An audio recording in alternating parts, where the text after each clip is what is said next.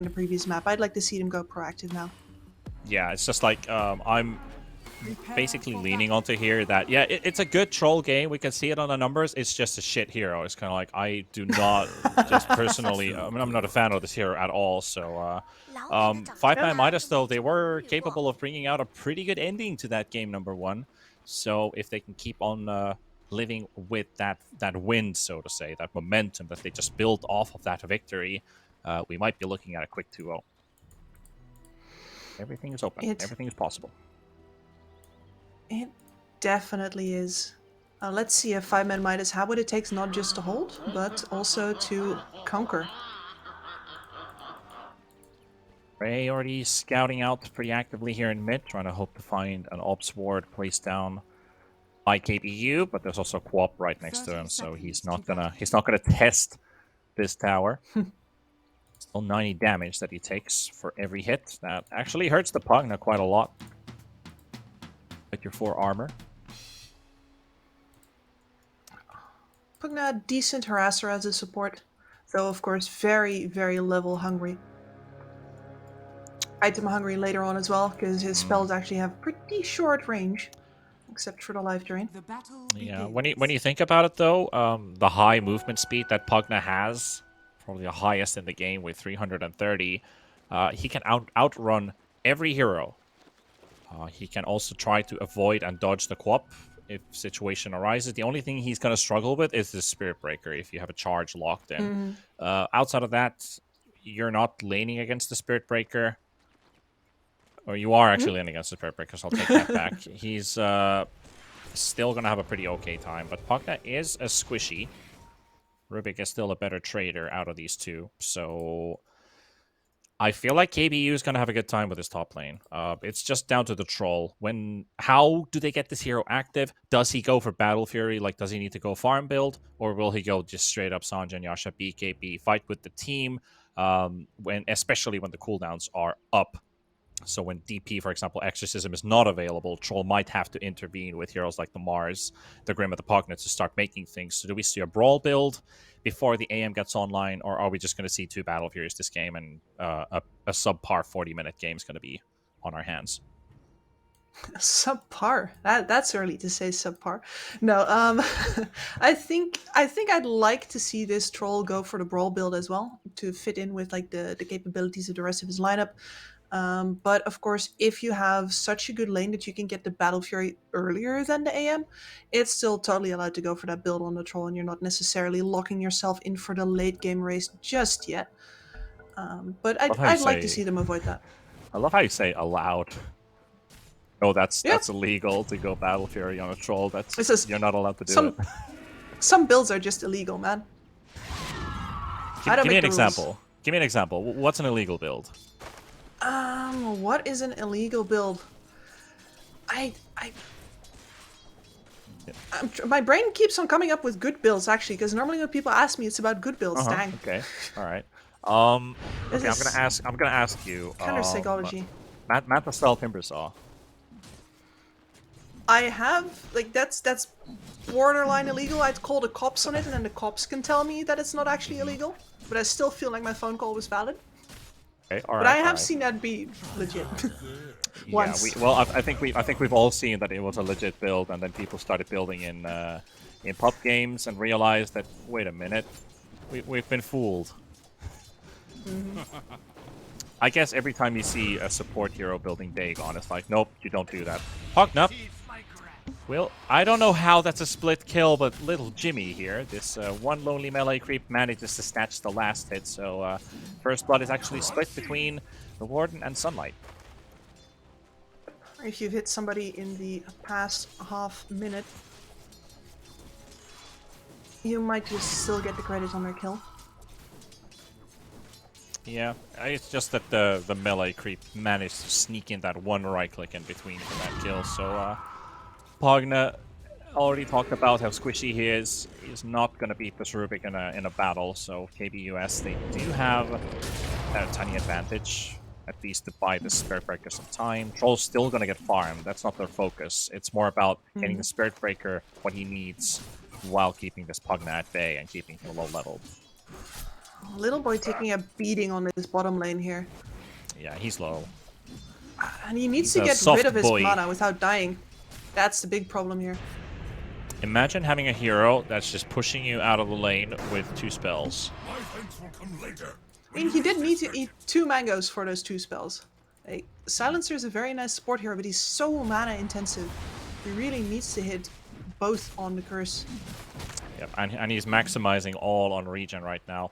3 more tangos, 1 more salve, one more clarity, 1 more mango. Really wants to keep up that regen, and at that cost, just spam abilities. He's forgetting about himself, and it's also the same thing about in the top lane of Troll still getting farm. He's buying time and space for this anti-mage to get bigger and bigger to secure the lane, so Aya doesn't have to start from scratch. As you can see, Battle Fury is his build. He will want to farm stacks. He will want to moving into that jungle as soon as possible. Yep. And the final lane that we haven't really talked about yet is the middle lane, where Death Prophet is one of the few heroes that can actually keep up with the Quap in terms of harass. She comes close to you, you just Spirit Siphon her. And the only problem is usually that this Quap, yeah, she likes taking side camps. Annihilates has been blocked, but that doesn't mean he can't come over to the other side and see what he can snack there. This time he was looking for the bounty rune though. Not there anymore. Be found. Yeah, it's not like Ray is going to be running at triple bounties at the 9-minute mark. Like, oh, hello. That was actually no wait. That wasn't even a 9 minutes. That was at 6 minutes because there was still the first bounty that never got picked up.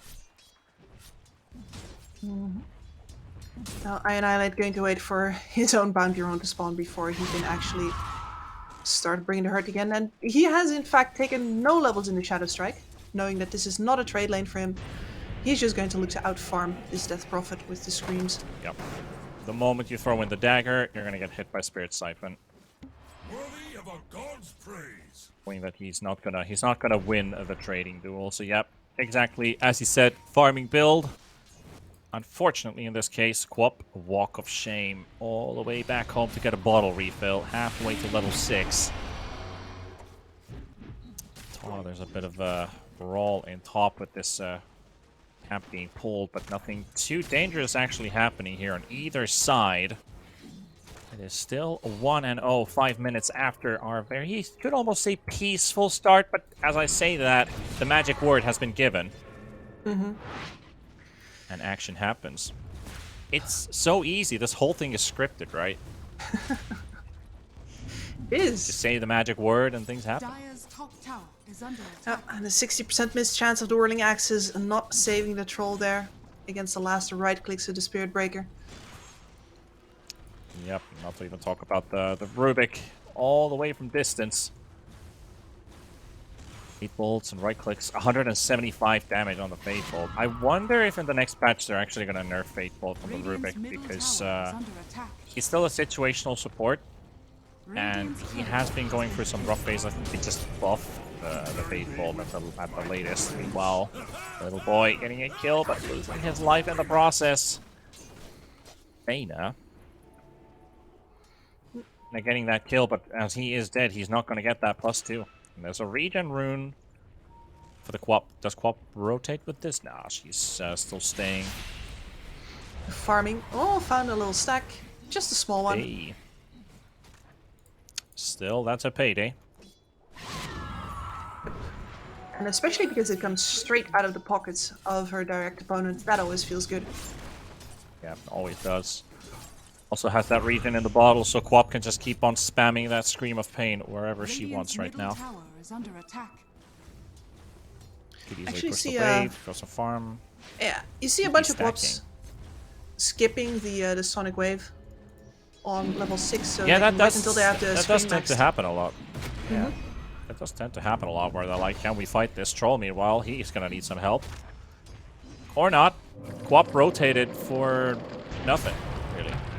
Happened here. There's a Pugna on their sides, who, by the way, just took 50% of his HP pool. Meanwhile, Thena is killed once again, this time in front of the secret shop. Tower is under attack. There we go, another jump from Annihilate. And he manages to find a double with that Sonic Wave, Screen of Pain, dealing a decent amount with the charge, with the Fate Bolt, and Quap does the rest. Exorcism, though, has been used in mid, so somebody's going to defend this tower. It's Warden, but even Warden's not going to be able to keep this up. Very awkward to lose this under 8 minutes. That's what you get in a matchup versus a Death Prophet, though. Yeah, You that's rotate the out. price you pay. Has fallen. She's gonna take it, much like a DK. The only winning move would be to rotate into the lane and try to kill the Death Prophet herself, but you have a Rubik and a Silencer. Oh, I'm not sure. I'm not sure if you actually saw this in mid, but I know what this happens. happened twice. This happened twice. So Grimstroke tried to take the bottle from the DP, didn't get filled. DP has a cooldown on the bottle. Then she gives it to the next teleporting person. It's still gonna get filled, and now she's gonna die under the tower. Talk about disaster! Double failed pump on, and then they're gonna bring out everybody to the rescue. Little boy's gonna be there for one. Dana's on the outskirts of this one. Spirit Breaker, low on HP. Little boy, 25 HP. And it does look like the Phantom's Embrace is gonna clear it out in the end to get that kill. So it's a 3-for-1, but yeah. I don't know if that was a calculated double missed bottle refill bait by 5ManMidas, which is an absolute 300 IQ play, but it pays off. It's a 3-1.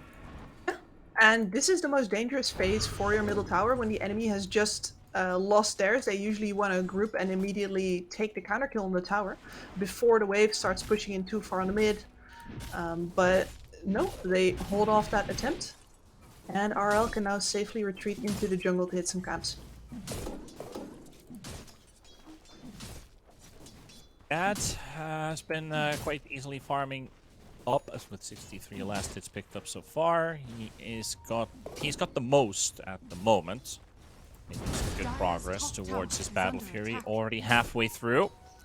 Looking at 13 minutes-ish.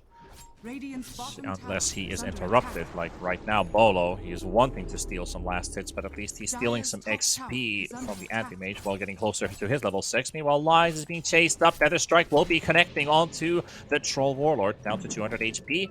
Spirit Breaker cannot quite close it out, and Bolo arrives for some backup. Also around in the area.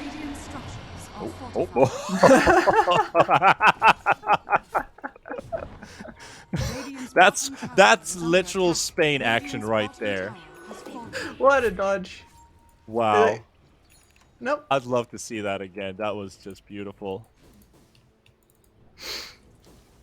Oh man. I mean, I just wanted to say that.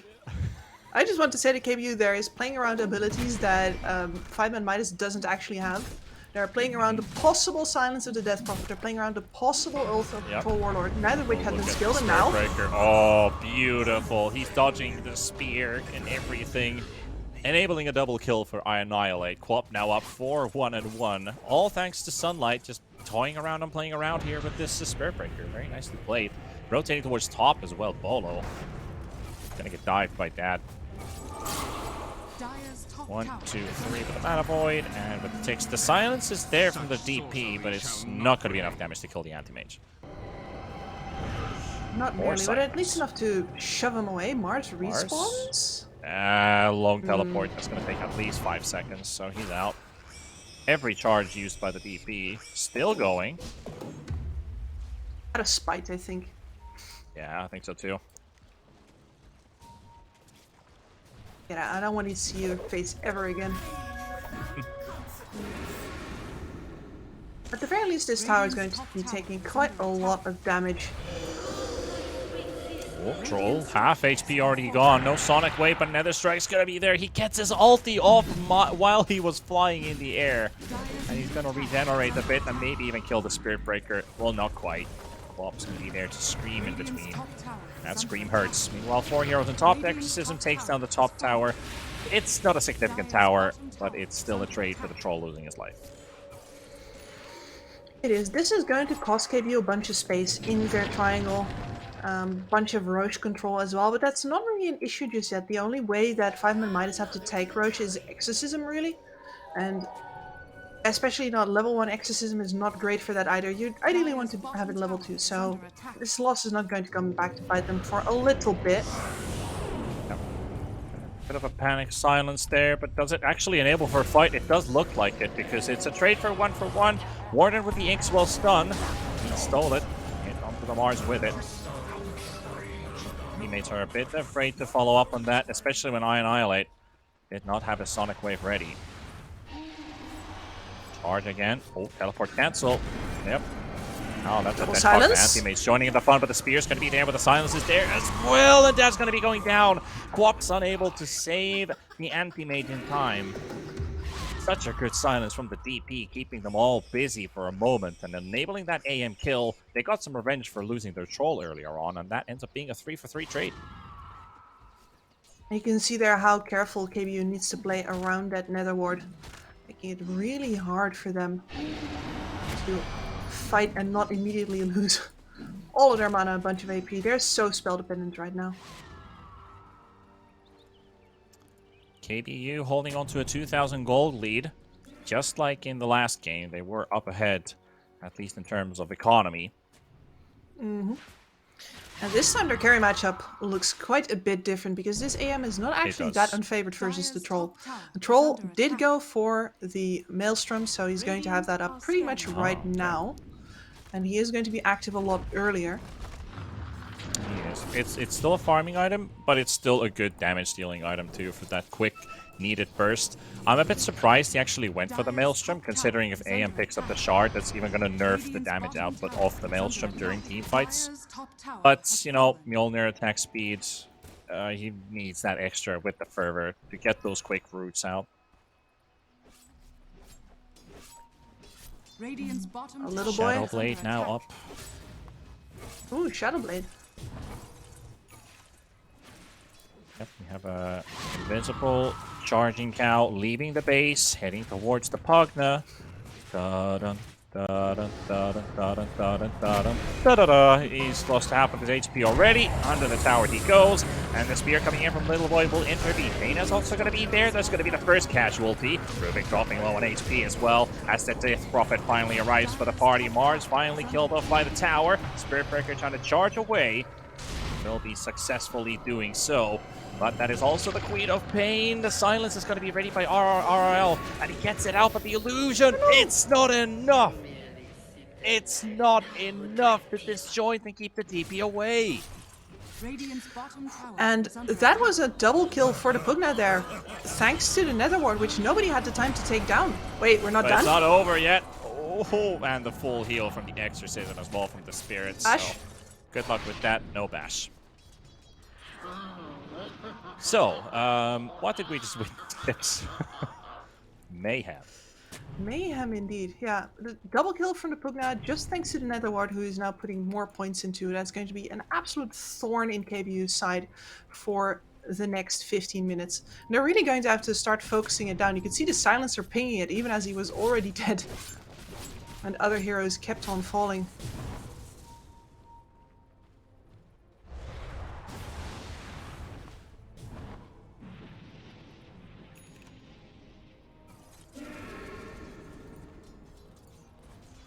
Right now, it's just basically a hunt for a kill.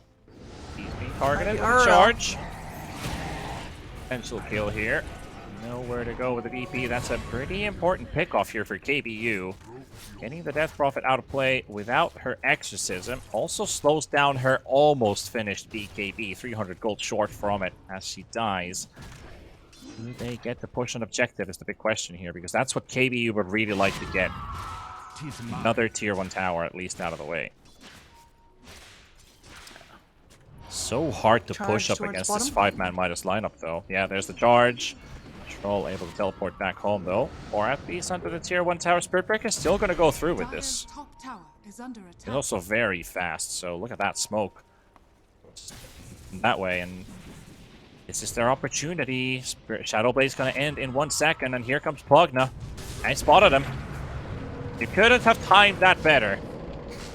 Pugna literally walking forward with an A-click down to the ground to get that right-click indicator as that Shadowblade ended at the same time he was about to disappear into the fog of war. So perfect timing. Oh, the cat. Important. I hope our producer's cat is fine as well, because Bolo is definitely going to need a break. Everybody, time to check on your kitties. Give them pets for me, please.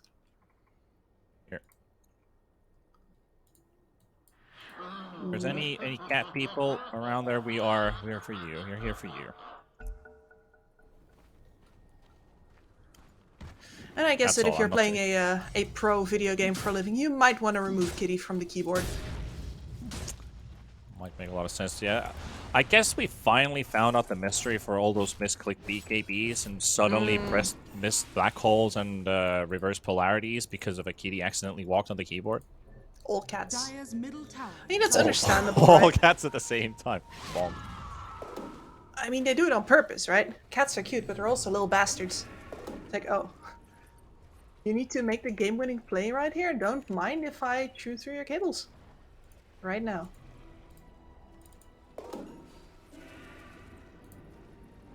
Even with 29 kills on the board, right now it feels like a fairly easy moment in the game for both teams. Trying a bit of fresh air to breathe, but that also is something you cannot mistake for calmness. Nice silence there from the Death Prophet, but not enough. Spiritbreaker tries to get close to Little Boy. Bulldoze is going to be there. At least reduce the duration from the spear stun, but it's not enough, right? Targeted by the quad for a second, but he has been shoveling those salves. He's got 3 of them. One for Scream. And into the Roche Pit they go. This is going to be Roshan number 1. Level 2 Exorcism. Nice little Arcane Curse into the pit. Silencer. Imagine if the Silencer just walked in to steal Aegis. Not really. Not really. Violet. Oh. It could have been an opportunity, but they can still punish 5ManMidas for going into the pit. They're very low on HP. Anti-Mage has found a target. It's the Mars. He's already used the Mana Void, but it's not enough to kill the Mars. Now the heals from the Pugna, and ILI comes in between. He takes the Pugna's life with him, and that's also Troll, very low on HP, and taken with the Fate. Paul Morden with a snipe. Now Grimstroke has also been forced away. Inkswell has been used. Guap with another blink, finds the screen, finds the target. And that right click follows it through with a double kill. Now RRL in the middle of this Roche Pit. And what a heavy price 5ManMidas has to pay for this Roshan, Pips. Disjointed retreat. I mean, the fact that KBU can jump you in different places at the same time is very hard on your comms, so you're probably going to lose at least 2 heroes on the retreat there, but especially the Death Prophet still being behind there. That was our first BKB use. That's not how you want to start And things for off. what? Yeah. That was by the time the Exorcism had also already done its course. Little Boy lifted. That's the right click off. He's silenced, can't get the spear off. Spiritbreaker stuck on the arena wall. He's right outside of it. Global Silence is going to be out there too. Dire's Troll. middle tower is under attack. Considering about turning around, but the difficult challenge ahead. Anti-Mage focuses his eyes right on top of the Nether Ward. Spiritbreaker charging again onto the Pugna. Pugna's an easy kill, which they will take every time after time, again and again. 5ManMidas are still losing members all over the map, Kips. Yeah, I think they read correctly that their jungle is entirely warded up by KBU right now, which is why they lost those heroes previously. But you do need to get your entire team back together before you attempt that invasion, especially if you're going to telegraph to move that hard. And instead they just get picked off again. I understand the eagerness to go with the Aegis, right? You want to leverage this as fast as possible. Anti-Mage is getting further and further ahead. And your Troll is struggling to keep up, but instead they only put themselves further behind. At this pace, it is not really looking good for them. Playing so many thousand gold behind with an Anti-Mage now in farming shape. Very good at split pushing too with the Manta Battle Fury. Aghanim's coming up next. That's gonna be a spicy Dire's pickup. top tower is under attack.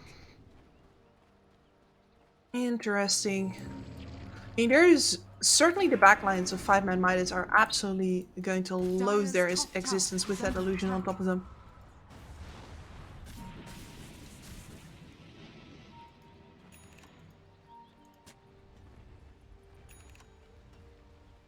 Radiant's bottom tower is under They're attack. gonna get some free roam for themselves at Radiant least right structures now. are fortified.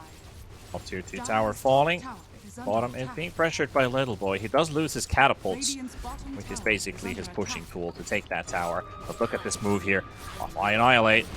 Why did he not blink out? He had plenty of time to move away, but he's not going to use it, and he's rooted up, and that Quap is dead. Is under attack. That Dire's middle must have tower been a bit is of a under mishap attack. because he was not paying attention, and that costs his life. We have plenty of time to blink away. Hat on the keyboard. Out on the keyboard. Ooh. Dire's top tower is under attack. That Axis disappeared from this universe. Cute attempt. I actually wonder why the Death Prophet TP'd back there at all, because she doesn't have a Yule Scepter. She went for the BKB in order to deal with the global, so you can't stop that TP. Little Boy Radiant's thinking about middle going tower in. is Oh, under Spirit attack. Breaker just charged and connects onto the Pugna. Everybody kind of walking past that for a second and now turning around again. Did somebody get hit? Was that the wind? Must have been the I wind. don't know. I don't know who let those outdated guards into this game, but that's a stealth 100 mission complete. Think of your Sunlight here. This game feels pretty great because the only one who can really punish him is the Mars. He can walk away from pretty much anybody in this game. So as long as he avoids Little Boy, he can do whatever he wants.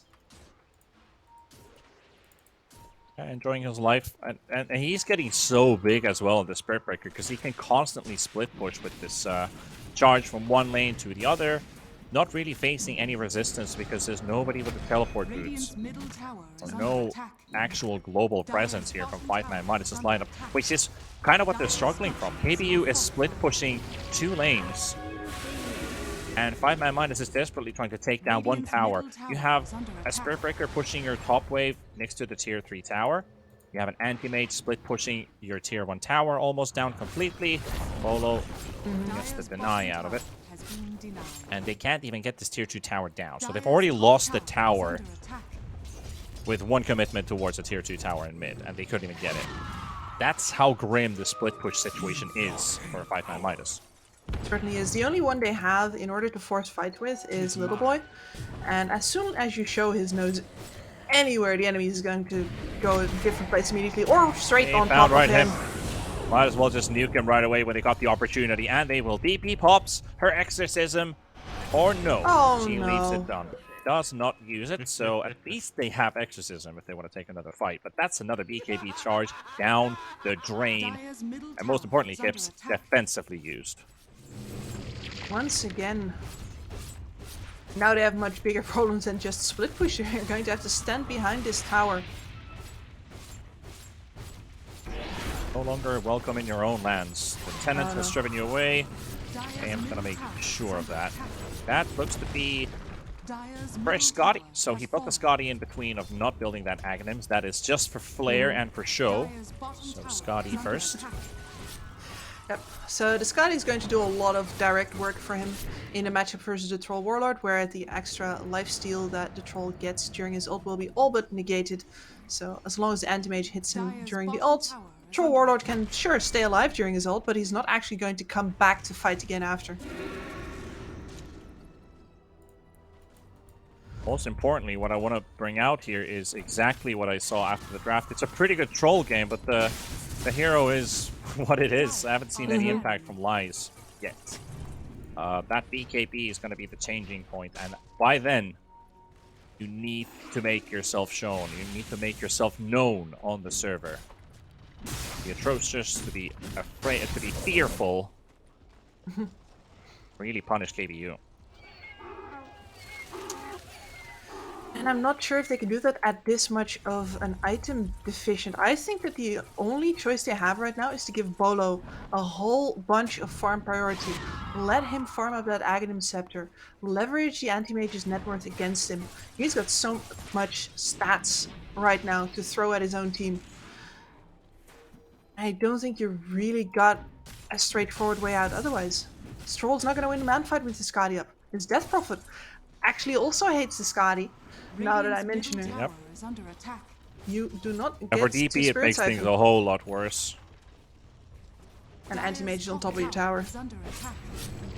Radiant's middle I tower have to That's go all the way home. back, but It's difficult to actually work on this, and now the charge is coming out. It's targeted onto the Mars, splitting through the map.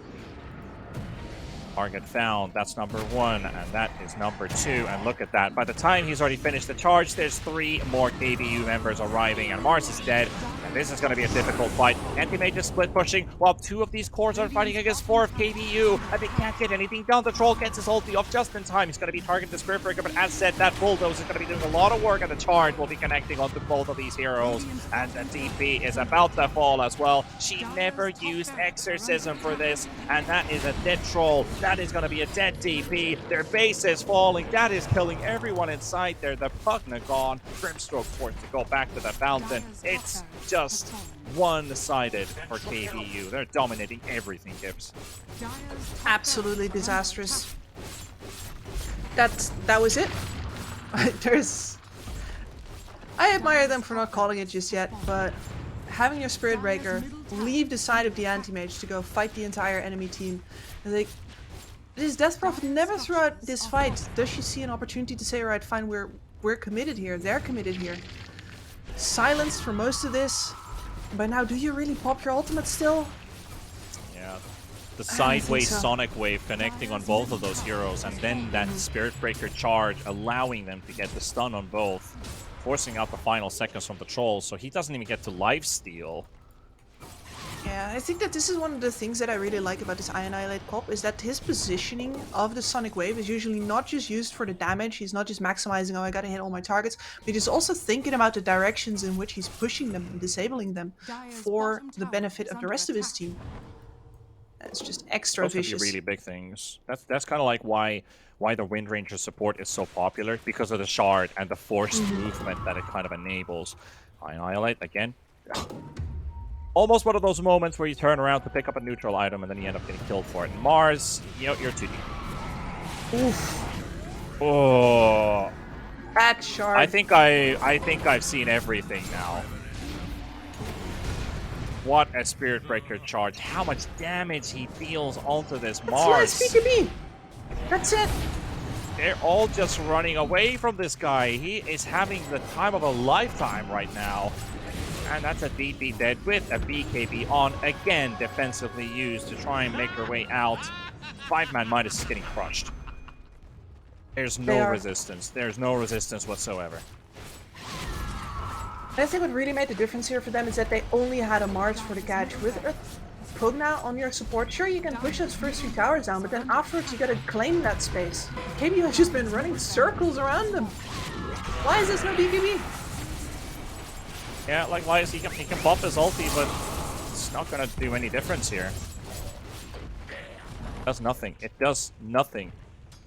And there's a GG call. It does seem like a very anticlimactic ending to this second game, but that's what it kind of was in a sense. That KBU was just so much better than 5ManMidas, and their draft enabled them to do so much more on the map. 5ManMidas, they rely on their cooldowns, they rely on their team fight, which they never